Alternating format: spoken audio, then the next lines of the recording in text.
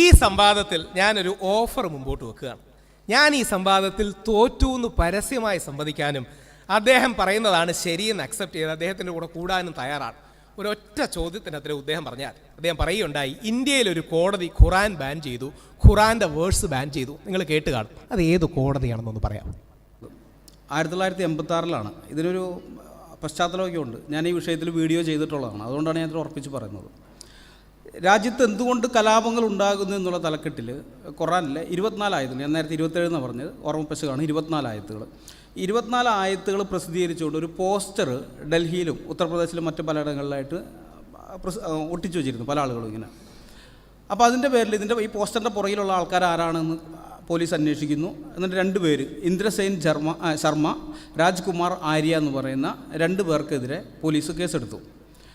IPC section 151A, 295A ഈ 2 വകുപ്പുകൾ പ്രകാരമാണ് കേസ് ഫയൽ ചെയ്യുന്നത്. അവസാനം 86 July 31 Delhi metropolitan magistrate ES ലോഹത്ത് പുറപ്പെടുവിച്ച വിധിന്യായത്തിലാണ് ഞാൻ ഈ പറഞ്ഞ സംഗതി വരുന്നത്. അതായത് ഇവർ ഈ പോസ്റ്ററിൽ 24 ആയത്തുകൾ കൊടുത്തിട്ടുണ്ട്. 24 ആയത്തുകൾ കൊടുത്തിട്ട് ഇതെല്ലാം ഞാൻ നേരത്തെ കുറച്ച് ആയത്തുകൾ വായിച്ചല്ല, അതുപോലെയുള്ള ആയത്തുകളാണ്. അത് വായിച്ചിട്ട് അവർ പറഞ്ഞിരിക്കുന്ന സംഗതി പോസ്റ്ററിൽ ഇങ്ങനെയാണ് പിന്നെ പറഞ്ഞത്, ഇത്തരത്തിലുള്ള മറ്റ് നിരവധി ആയത്തുകൾ ഇതിലുണ്ട്. ഇവിടെ ഞങ്ങൾ 24 ആയത്തുകൾ മാത്രമാണ് ഉദ്ധരിച്ചിട്ടുള്ളത്. ശത്രുത, വിദ്വേഷം, വെറുപ്പ്, വഞ്ചന, തട്ടിപ്പ്, കലഹം, കൊള്ള, കൊലപാതകം എന്നിവ പ്രോത്സാഹിപ്പിക്കുന്ന കൽപ്പനകളാണ് ഈ ആയത്തുകൾ നൽകുന്നത് എന്നത് വ്യക്തമാണ്. അതുകൊണ്ടാണ് ഈ രാജ്യത്തും ലോകത്തിൻ്റെ മറ്റ് ഭാഗങ്ങളിലും മുസ്ലിങ്ങളും അമുസ്ലിങ്ങളും തമ്മിൽ കലാപം നടക്കുന്നത്. ഖുർആൻ മജീദിലെ മേൽപ്പറഞ്ഞ 24 ആയത്തുകളിൽ മറ്റ് മതവിശ്വാസികൾക്കെതിരെ പോരാടാൻ മുസ്ലിങ്ങളോട് കൽപ്പിക്കുന്നു. ഈ ആയത്തുകൾ ഖുർആനിൽ നിന്ന് നീക്കം ചെയ്യാത്തിടത്തോളം കാലം, പ്രത്യേകം ശ്രദ്ധിക്കണം, പോസ്റ്ററിലുള്ളതാണ്, ഈ ആയത്തുകൾ ഖുർആനിൽ നിന്ന് നീക്കം ചെയ്യാത്തിടത്തോളം കാലം രാജ്യത്തെ കലാപങ്ങൾ തടയാൻ കഴിയില്ല. അപ്പോൾ ഈ പോസ്റ്റർ വന്നു കഴിഞ്ഞപ്പോൾ മുസ്ലിങ്ങൾ സ്വാഭാവികമായിട്ട് പ്രശ്നം ഉണ്ടാക്കി. ഭയങ്കര ആ സമയത്ത് ഇതായിരുന്നു, ഭയങ്കര പ്രശ്നമൊക്കെ ആയി. അപ്പോൾ പോലീസ് അറസ്റ്റ് ചെയ്തു. അത് കഴിഞ്ഞിട്ട് കോടതിയിലേക്ക് ഈ കേസ് വരികയാണ്. ഡൽഹി മെട്രോപൊളിറ്റൻ ജുഡീഷ്യൽ കോടതിയിലേക്ക് വരികയാണ്. അവിടെ വെച്ച് വന്നു കഴിഞ്ഞപ്പോൾ ആദ്യം പ്രോസിക്യൂഷൻ വാദിച്ചത് ഇങ്ങനെയുള്ള ആയത്തുകളൊന്നും ഖുറാനിലില്ല എന്നാണ്. ഇല്ലാത്ത ആയത്തുകളാണ് ഇവർ പോസ്റ്ററിൽ അടിച്ചതെന്നാണ്. പക്ഷേ ഇവർ പ്രതികൾ സമ്മതിച്ചൊന്നുമില്ല. അവർ കൃത്യമായിട്ട് പറഞ്ഞല്ലോ ഉള്ള ആയത്തുകളൊക്കെ തന്നെയാണ്. അപ്പോൾ കോടതി എന്തെന്ന് വെച്ച് കഴിഞ്ഞാൽ ഇസ്ലാമിക പണ്ഡിതന്മാരെ, അവിടെയുള്ള പല ഇസ്ലാമിക വിഭാഗക്കാർക്കും നോട്ടീസ് അയച്ചു.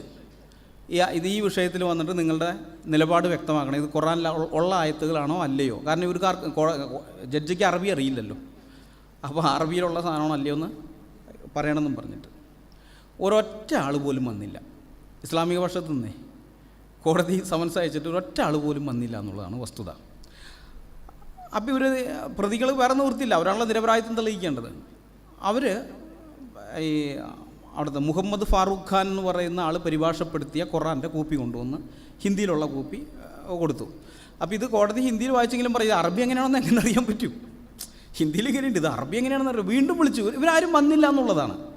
പിന്നെ അത് കഴിഞ്ഞിട്ട് വേറെ ചില പണ്ഡിതന്മാരെയൊക്കെ, അതായത് ഇസ്ലാമിക പണ്ഡിതന്മാരല്ലാത്ത അറബിയൊക്കെ അറിയാവുന്ന ആളുകൾ, മുസ്ലിങ്ങളല്ലാത്തവർക്ക് അറബി അറിയാമല്ലോ, അപ്പോൾ അങ്ങനെയുള്ളവരൊക്കെ കോടതി കൊണ്ടുവന്ന് അവിടെ ചോദിച്ചു കഴിഞ്ഞപ്പോൾ അവർ പറഞ്ഞു ഇത് മൂലഭാഷയിലുള്ള കാര്യമാണ്, അത് അങ്ങനെ തന്നെയാണ് പരിഭാഷപ്പെടുത്തി വെച്ചിരിക്കുന്നതെന്ന് പറഞ്ഞു. അപ്പോൾ അങ്ങനെ വന്നു കഴിഞ്ഞപ്പോഴാണ് കോടതി ഈ നിലപാട്, ഇവരുടെ നിലപാടെന്താണ്? ഈ ആയത്തുകൾ ഖുറാനിൽ നിന്ന് നീക്കം ചെയ്യാത്തിടത്തോളം കാലം ഈ രാജ്യത്ത് സമാധാനം ഉണ്ടാവില്ല, ഇത് നീക്കം ചെയ്യണമെന്നുള്ളതാണ്.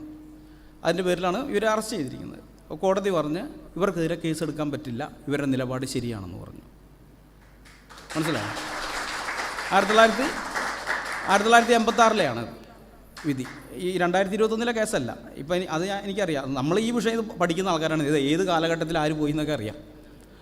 അപ്പോൾ ഈ ഞാൻ പറഞ്ഞത് കൃത്യമായിട്ട് ഇതുണ്ട്. അതായത് ഇവരുടെ നിലപാട് ശരിയാണെന്ന് കോടതി പറഞ്ഞു, പക്ഷേ വിധി പുറപ്പെടുവിച്ചില്ല. ഈ നിലപാട്, ഈ ആയത്തുകൾ ഖുറാനിൽ നിന്ന് നീക്കം ചെയ്യാത്തിടത്തോളം കാലം ഈ രാജ്യത്തും ലോകത്തും സമാധാനം ഉണ്ടാവില്ല, മുസ്ലിങ്ങളും തമ്മിൽ എന്നും കലഹമായിരിക്കും എന്ന് പറഞ്ഞ ആ നിലപാട് കൃത്യമാണ്. അതിൻ്റെ പേരിൽ കേസെടുക്കാൻ പറ്റില്ല എന്ന് പറഞ്ഞു.